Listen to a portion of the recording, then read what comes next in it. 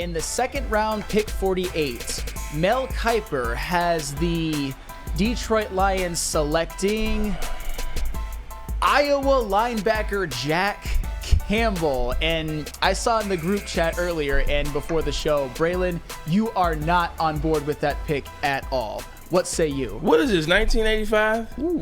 Is this 1990? Notice how as soon as you said that, Adam ran his little ass up out of here because he didn't want to hear what I had to say about Jack Campbell. Ladies and gentlemen, Jack Campbell had a really good career at Iowa. Just like every other defensive player at Iowa. Made a lot of tackles, probably made first team All-American, made Big Ten probably 2 times in a row. I know for a fact, I'm being funny about it right now. He's a good college player. He's a great Big Ten linebacker. Ladies and gentlemen, this ain't 2005. This isn't Brian Urlacher. This does not work. He's 6'5". He's 243. He's slow as molasses. He's a stick in the mud. Plays in the Big Ten. He's 6'5", 243, and runs a 4.65. Who are you checking in 4.65, 6'5" in the NFL? Who you checking George Kittle? You checking Travis Kelce? Are you checking T.J. Hockenson? Are you checking Dalton Schultz? Are you checking Dallas Goedert? Are you checking any wide receivers with that? Are you going to be able to match up on Bijan Robinson coming out of the backfield? Are you going to be able to match up on Saquon Barkley coming out of the backfield? How long does it take you to make a play and decide in your mind? It takes him forever. Watch the Minnesota game. It takes him forever to get to Tanner Morgan. Tanner Morgan is one of the slowest quarterbacks in the country. Look at the success he had. It was in the Big Ten. It was in the Big Ten. The Big Ten's not good, and he's a linebacker. Of course he's going to have success against Minnesota. All they do is run the ball to Muhammad. Of course he's going to have success against Nebraska. Their coach just got fired. Of course he's going to have success against every other team in the Big Ten. Not named Ohio State, not named Michigan, not named Penn State. This will be the dumbest move ever. Look at the linebackers in the NFL right now. Darius Leonard was a second-round pick. You think he's pretty good? Oh, yeah. Fred Warner, yeah. Third-round pick. You think he's pretty good? Bobby Wagner, second-round pick. Eric Kinnick, second-round pick. These are players that were drafted in the second round. All of those players are top 10 linebackers in the NFL right now. They can run. They're 6'2", 6'3". They're 235, 227. They can move. They can cover wide receivers. They run somewhere between 4'3". 4.50 is the cutoff. 4.50 was the cutoff. Do not draft Jack Campbell in the second round at pick 48, who's 6'5", 243, and runs a 4.65. You name me the last linebacker that's played in the NFL that has been successful, not named Paul Puslesny. And not named he who cannot play anymore in Ryan Shazier out of Ohio State. Oh, yeah. If you're drafting a linebacker in the Big Ten, Ohio State, Penn State, that is it. In fact, why draft a linebacker in Jack Campbell who you know is not going to be worth the second-round pick? Why not take a guy who just requested a trade out of the Tampa Bay Buccaneers and Devin White? From our guy Ari Mayrow, Bucks Pro Bowler linebacker Devin White has requested a trade per, what's her name? Jenna Lane, ESPN. White is 1 year left on his contract and is due for an extension. There's it. 11.3 is what he'll be guaranteed in his 5th year. The Lions can give up that 5th rounder that they just got for Okudah. Say, don't worry about it. We'll give you a 5th. We'll even cover that cost too. Just send them our way. Now you don't have to worry about drafting Jack Campbell with pick 48. But I rest my case. No one's drafting 6'5", 4.65 linebackers anymore. I played against Brian Urlacher for 3 years before he retired. He was stiff as hell out there. And this is 05. This is 2023. What's Jack Campbell going to do against the Miami Dolphins? Against that track team they've got, probably not a whole lot of anything. And it's funny how you mentioned how we talk about Greenlaw runs 4.3, by the way. Come on, man. Yeah, Jack Campbell, I worry about him being able to cover backs out of the backfield. I worry about him as in terms of sideline to sideline. To me, Jack Campbell, and this isn't anything to get excited about, his comp would be a better Alex Anzalone. Something like that. Exactly. Something like that. Would you draft well, they already did, excuse me. They already have Alex Anzalone. I think he would be an upgrade over Alex Anzalone, but that's not the way that they should be looking in terms of drafting linebackers. Let me reel it all back in. Let me not be as loud and aggressive because I don't know Jack Campbell. He's never done anything to me. This is just me going off the Detroit Lions.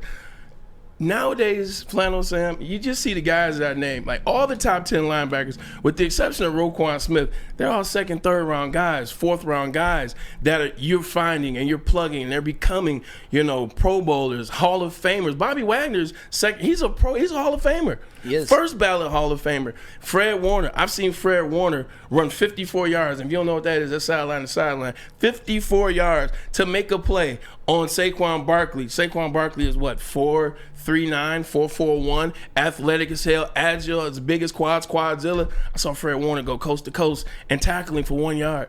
Like, you got to be able to do those things now.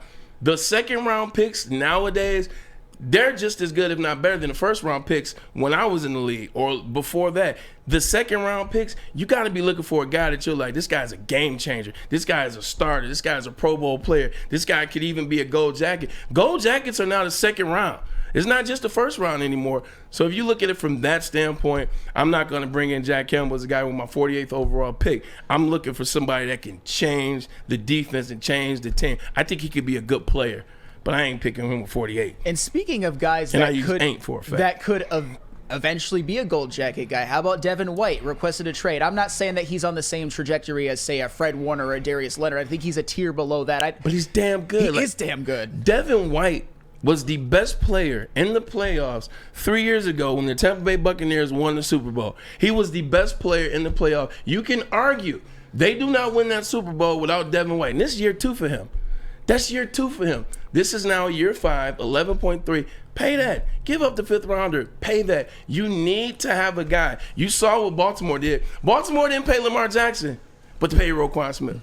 You see what Edwards just got down there in Chicago. Linebackers, middle linebackers has now become the position that you're starting to pay again because you need these guys. Fred Warner, look at what he does for the 49ers alongside Greenlaw.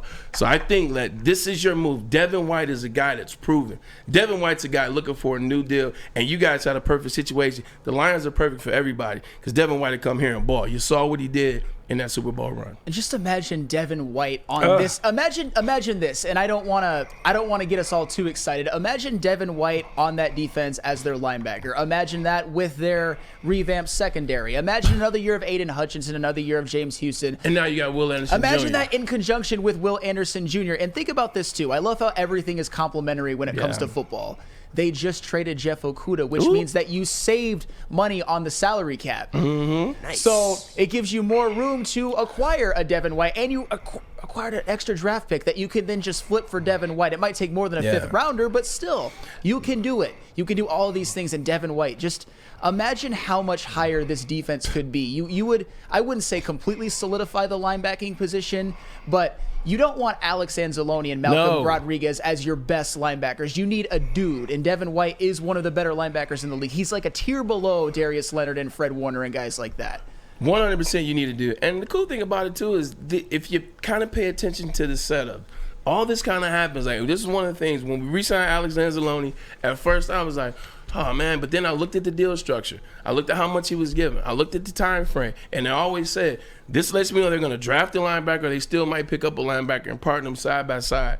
This is coming on the heels of trading Okudah. Now this comes out. Everything is aligning right on purpose. And I think you pick up, Devin White, you put him along Anzalone, and you keep it going, man. Like, this is a move. This is a dude. Look at how I can finally turn my head. Like, I finally can watch defense now. Like, literally, last season, I would watch the Lions offense, but when defense came out there, I was like, let me go ahead and put it on, the pass. Let me put it on whatever, the game day. Let me put that on. No, the red zone, excuse me. But now, with this defense, I sit there and analyze this defense and enjoy it. If the Lions get Devin White, and along with what they've already gotten in free agency, and then they draft Will Anderson, is this a dominant defense next year? This could be like the best offseason ever. Best offseason ever, yeah. As this is lining up, you look at what they've already picked up, you look at what they've already saved, you look at what now they might potentially add, and then you look at what potentially is said about their projections in the draft.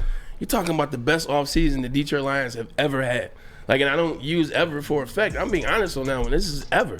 Yeah, and then we talk about the defense, which obviously needed to get better. They've already made those upgrades, along with a potential Devin White and Will Anderson. And their offense, which already was elite, they added David Montgomery. They added Graham Glasgow. They're going to have presumably a healthy J-Mo, and then a whole draft to figure it out. Maybe Bijan Robinson.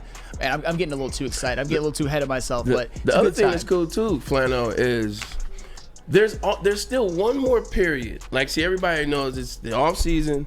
You know, once that hits, off season, boom, boom. Then there's a trade deadline. Then there's free agency opens up. You know, and then the NFL draft happens. There's still one more season. That's after the draft, because a lot of teams are waiting to make moves with other players, backup quarterbacks especially, till after the draft. There's a whole nother season that happens for about 8 to 10 days. So exciting times in Detroit, exciting times in there.